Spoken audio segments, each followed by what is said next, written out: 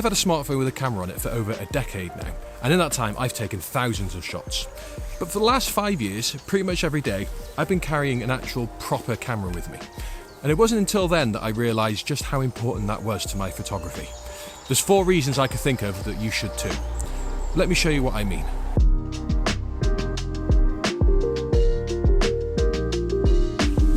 So the absolute best reason that I can think of to carry a camera every day is it is the absolute fastest way to become a better photographer. Not because you'll learn how to use a camera quicker, that'll just happen naturally as you use your camera, but you'll learn to see pictures more often. You see, when you're out and about just doing everyday things and you're carrying a camera, everything all of a sudden becomes an opportunity for a photograph. That means you can start to see photographs wherever you are, and that's sort of a key to becoming a good photographer, because anybody can take a good photo of an epic location. But if you start to see photos wherever you are in everyday life, it'll also help you to sort of workshop photos so that you make something out of something really difficult.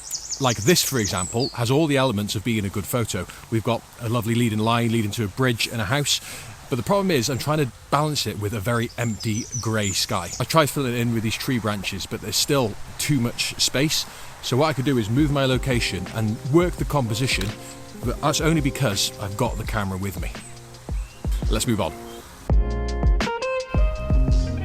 This oak tree is absolutely incredible, the way it reaches up and reaches over the top of the canal. Truly majestic. My lens almost isn't wide enough to fit it all in. It's not a particularly good photo, but I just wanted to record how impressive it is.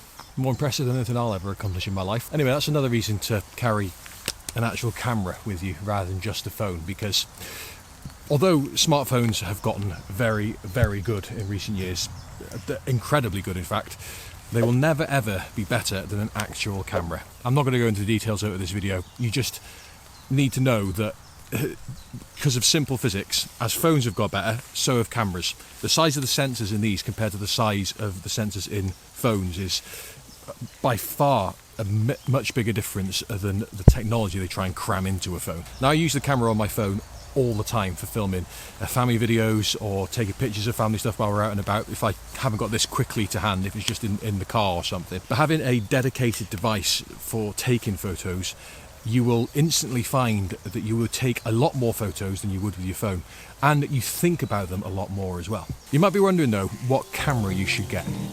Let's talk about that for a second. Now, when it comes to choosing what camera to get, honestly, it's very difficult to make a bad choice. These days, anything that's come out from the major manufacturers in the sort of last 5 years is going to be a pretty good camera. The only thing I would suggest is looking for one that's interchangeable with the lenses, so you can change what your focal length is and what lenses you use, because that'll give you the most sort of diversity of use with your camera. But yeah, honestly, they've all gotten so good at making cameras now, it really is difficult to make a bad choice. In fact, if you are somebody who already owns a camera, comment down below what it is that you use so that people can see just the variety of cameras that there are out there, from cheap to expensive, that you can use. Now, expensive cameras do make a difference. Buying more expensive gear means that you'll get better photos, but only to a certain degree. There's a law of diminishing returns, so you don't need to spend a lot of money. You start off cheap, and honestly, it will make a massive difference, especially if you've upgraded from a phone. Okay, so just a quick interruption, because I realised as I was editing that video that I didn't actually talk about my own camera that I was using. So for any newbies here, the camera I'm using in the video is the Canon 250D, or the SL3 if you're in America. Super cheap, super simple camera, really easy to use, lightweight. Absolutely love it. It's never let me down. But I am in the very fortunate position that I've got access to a couple of cameras. So I've also got this one that I'm filming on now, the Lumix S5. That's a full frame camera, which means it's got a bit better image quality than that one, but not by a significant amount. It's a more expensive camera. But in the spirit of this video, if I'm completely honest, it depends how I'm feeling which one I take. I really don't have a preference of which one I use as my daily driver. I'll pick one to take with me for the day. I'll very rarely take both out unless I'm out filming a proper video. But generally, either or will do. It's the actual fact of having the camera that's the most important thing. And that's what I really want to put across in this video. It's not the camera you have, it's taking a camera with you. And just as an aside, this video is sponsored by joshuapeg.com, my website. If you want to check that out, it's got my portfolio on there and a couple of ways you can support the channel too if you want to. And if you are new here, maybe think about subscribing, because as such a small channel, it really is difficult to reach any sort of audience. So if you want to help a little channel out like mine, root for the underdog sort of thing, then your help would be greatly appreciated. Anyway, back out to the field. So I hope it's quite obvious, but I've not actually come here to get good photos today. That should be pretty obvious from the photos I've taken so far. This is sort of scouting out for a future video coming up, one of my more story-oriented videos about this particular section of canal.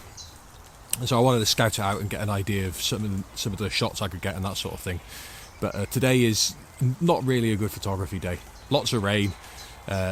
Not many things to take a photo of, but that's the reason you come out to scout. It's a really nice spot to be though, because it's so quiet. Normally when you're walking along the canal you come across loads of people, but I've seen one other person so far. Those are my favourite sorts of days. Plus when the pressure's off on this sort of filming day, I find I can really lean into my more creative side.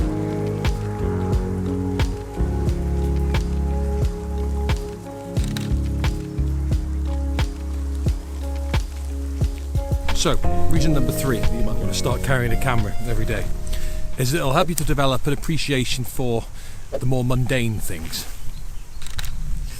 You see, like many people, I always assumed that where I lived was really boring. I live in the middle of nowhere, in the middle of the Welsh countryside, where there's not a lot happening, there's no big cities nearby. And if I want to go somewhere that's really iconic and with the epic views, then it's a good at least 2-hour drive to get anywhere from here. But once I started carrying a camera with me every day, I realised that even though I had assumed my area was boring, I have found an abundance of amazing things to take photographs of. Even really boring things can sometimes make really great photos. And because of that, I've picked up so many interests through photography. Photography is one of those things that you can fit into almost any hobby that you have. Do you love mountain biking? Take a camera with you. Do you love sewing? Take a picture of what you're sewing. The only hobby I can think of that wouldn't suit photography is maybe sitting in a dark room. So if that's your sort of thing, don't bother getting a camera. Absolutely everything else, you can probably do photography with it. And because of that, I think it's the perfect complementary hobby to absolutely anything. One feature I'm glad YouTube hasn't got is a scratch and sniff feature, because it is muck spreading season. All the farmers are fertilising their fields, so there's just a permanent smell of manure in the air. Lovely. And finally, reason number 4. In 10 years' time, when you look back at all the photos you've taken of the really boring stuff, you realise that there's no such thing as a boring life. You'll be really glad you documented it. I'll see you next time.